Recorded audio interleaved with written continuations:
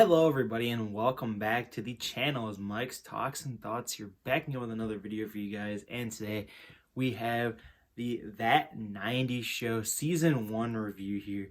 Of course, That 90s Show recently just dropped here, binge style on Netflix, and I am a huge That 70s Show fan. I was very skeptical about this show, but it was one that I just had to check out, see what they were going to do with the show, seeing it taking place in 1995 over the summer with Eric and Donna's daughter.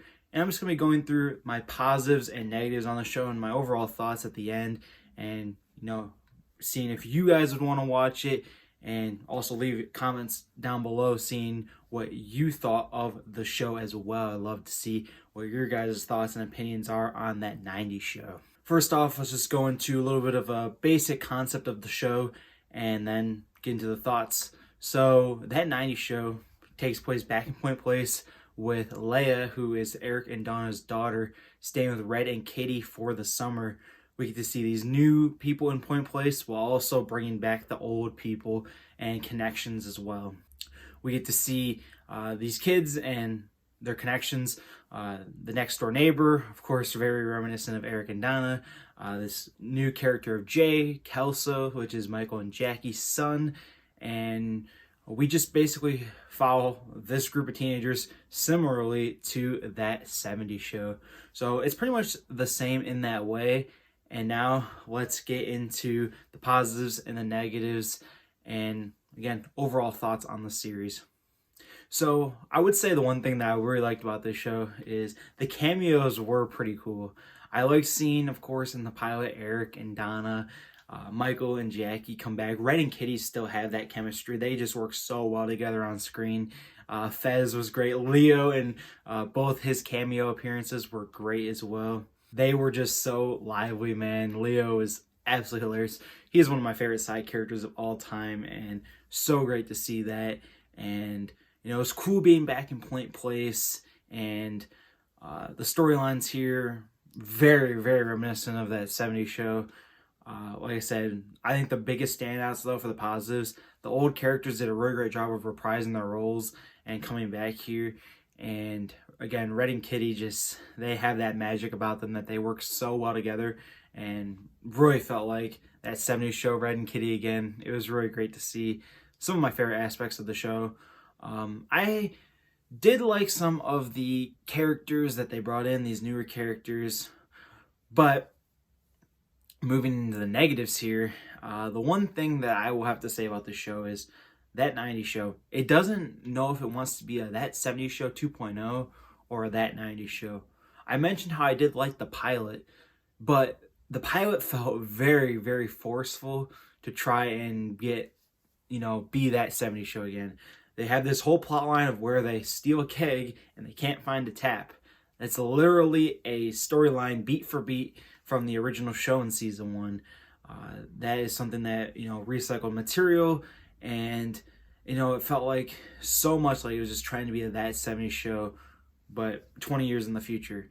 And then also, another negative that I have about it is it feels like nothing's changed. It doesn't even feel like the 90s. It feels like they're still in the 70s. Like, nothing of these places have changed. Point Place looks the exact same, like literally everything to a T. It feels the exact same. Nothing has its own spin on it, its own 90s flair. It just all feels the same. Feels like they didn't even try and make its own. It basically kind of feels like a That 70s Show, like 2.0, like wannabe ripoff. Like, again, I know that was what brought so many people into the show to start with. I think that was the only way they could get so many people to watch it initially. But I always like seeing something new. I don't like seeing recycled content. Like, if I wanted to watch That 70s Show, I'm going to watch the original version. I'm not going to watch this watered down version, which is just something that for me, that I didn't like about it. And also, the new characters, a lot of people are going to say they didn't really like the new characters at all. I didn't mind most of them. They were okay, but nothing really stand out, and they're very, very, very similar to tropes of the original show. Leia is pretty much an even mix of Eric and Donna. I would say more towards Eric at points. Gwen is sort of like Donna a little bit, kind of like, in that aspect of next door neighbor. Nate and Nikki really remind me of early Michael and Jackie on the show. And then I guess I will say too, Jay kind of does feel like a Kelso, definitely more like Michael, not much like Jackie at all. And then they completely ignore Hyde at all in this show. They just don't even mention him, don't even like bring up anything about him. Any callbacks or references, none of them involve Hyde. His name is never brought up, and they don't do like any tropes. They pretty much avoid Hyde. They pretty much said that Hyde never existed in the show. Ozzy is a carbon copy paste of Fez, like this foreign kid that just says like weird shit. But I will admit, Ozzy is pretty funny. I'd say he's the funniest of the group. But he's literally just Fez. He is literally the embodiment of Fez, which, you know, take that as you will. And that's just kind of my 2 cents on some stuff that I just wish would have been changed. It just feels like it's trying so hard to be That 70s Show 2.0 that they don't have much time to develop these characters. And of course, the big question for the show was what's going to happen at the end of the series or the end of the season, because I really thought that by the end of the season that something was going to come up to where Donna and Eric were going to be moving back to Point Place and Leia was going to be able to stay with her friends for the new school year. But they didn't go that way, which kind of caught me off guard, because I thought, okay, here we go. Once we got into like the last 3 episodes, like, okay, here we go. They're going to build all this up that she's going to leave, and then they're going to say, nope, she's going to be staying. But no, so she does end up going back, and I wonder how that's going to play if they get renewed for a new season. Are they going to show her life in Chicago, and then I feel like something's got to happen to where they're going to move back, or they're going to do a big time jump, like back to the summer of '96.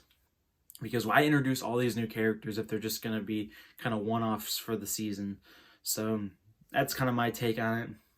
I actually felt like this could have been just like a little fun reunion show if they wanted to go that route, because I mean they left it off in a place where if they wanted to just take it as like Eric and Donna's daughter visiting for the summer, you could have just done that as like a one-off series. But it feels like they're going to go for more seasons here, and I don't know if they're going to get renewed or not. But I feel like this show was solid. Again, harping back on the positives, I really love the dynamic of the original characters. They're not really much in it, but I didn't really want to see them too much because I didn't want them to overshadow the new cast, but they kind of did, because they always stole the show, and the new cast just felt like they were kind of under their thumb. I loved, like I said, Red and Kitty, probably my favorite parts of the show, along with Leo in both his cameo appearances. But for me, it just didn't feel like enough changed over the course of the 20 years that they were showing on the show to feel like this was, you know, that 90s show. It didn't feel like that 90s show. Like a lot of the same storylines and a lot of the same tropes and everything. It's basically from the 70s, like, you know, them doing the circle and them going up to the water tower and them going out. Like there's like nothing new like for this 90s feel. Like it felt like that 70s show content. And like I said, if I'm going to watch a show like that, I'm going to watch the original and get a good laugh out of that one, because I just feel like they did it better in the original show. But this show is definitely not as bad as I feel like a lot of people are going to make it out to be. People are going to be like, oh yeah, this show's just trash, you know, it's a really, really bad that 70s show wannabe, and, you know, the characters suck and everything. I have seen reviews like that, but I don't think it's that bad. I would probably say it's like a 7 out of 10 show, like 6.5 to 7 out of 10 show. It's solid. It's not anything groundbreaking. It's not anything too bad either. Like there was never a point where I was like, oh, I really wanted to stop watching this. I actually really wanted to get through it because, you know, it was kind of building that anticipation towards the end of the season here. And I am going to probably check it out if it does get renewed for a season 2. But is this the show that I'm going to go out of my way to recommend to friends? Probably not. There's so many better shows out there that I feel like if you're a fan of that 70s show, I would recommend checking it out. I don't think it hurts anything of the lore of that 70s show, again, other than them just completely forgetting that Hyde exists. And also, Lori gets like one mention. Red says a line like, how we talked you into having Eric as a second kid. Like, Lori like doesn't even exist basically either. At least she gets somewhat of a mention. Hyde doesn't even get like talked about at all. So I guess that is something that comes up. And I also don't really care too much about the new neighbor, the mom, Sherry here. But yeah, I know I talked about a lot of negatives, but there is a lot of good in this show. And again, if you're a fan of that 70s show, I think you should check it out. If you haven't seen that 70s show, this probably isn't going to be for you. You have to see the original. You're just not going to get a lot of the references. It plays too much on the nostalgia and people who've seen that 70s show, to where if you don't see that 70s show, you're going to be just totally lost and you're not going to know what's going on. So this is definitely the embodiment of a sequel, and one that you have to see that 70s show before you jump into it. So yeah, it's going to do it here for that 90s show review. Let me know down in the comment section below again what your favorite parts or what you liked or didn't like about that 90s show. Alright guys, that's going to do it here. Take care and peace out.